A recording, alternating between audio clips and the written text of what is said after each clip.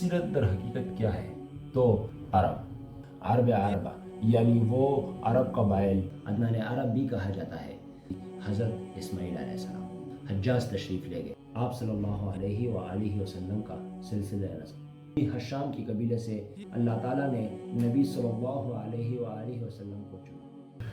السلام علیکم۔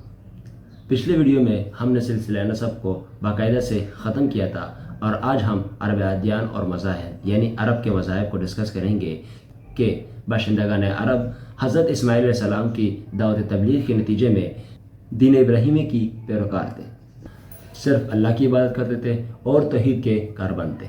لیکن وقت گزرنے کے ساتھ ساتھ انہوں نے خدائی درس کا ایک حصہ بھلا دیا، پھر بھی ان کے اندر توحید اور دین ابراہیمی کے کچھ شاعر باقی رہے۔ تاہم کہ بنو حذا کا سردار عمر بن لحی منظر عام پر آیا، اس کی نشو و نما، بڑی نیکوکاری، صدقہ خیرات اور دینی امور سے گہری دلچسپی پر ہوئی۔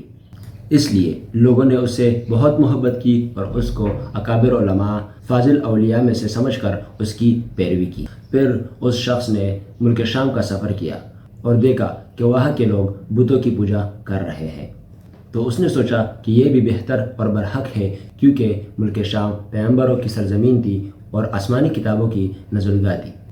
چنانچہ وہ اپنے ساتھ حبیل بت بھی لے آیا، اسے خانہ کعبہ کے اندر تنصب کر دیا اور اہل مکہ کے لوگوں کو اللہ کے ساتھ شرک کی دعوت دی، جس کے بدلے میں اہل مکہ نے اس پر لبیک کہا۔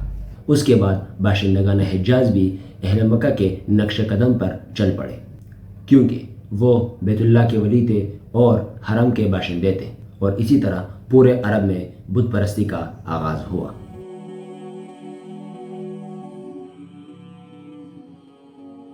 حبیل بت کے علاوہ عرب کے قدیم ترین بتوں میں سے منات بھی ہے۔ یہ بحر حمراء کے ساحل پر کچھ دیر کے قریب مسلل میں نصب تھا، اور اس کے بعد طائف میں لات نامی بت وجود میں آیا۔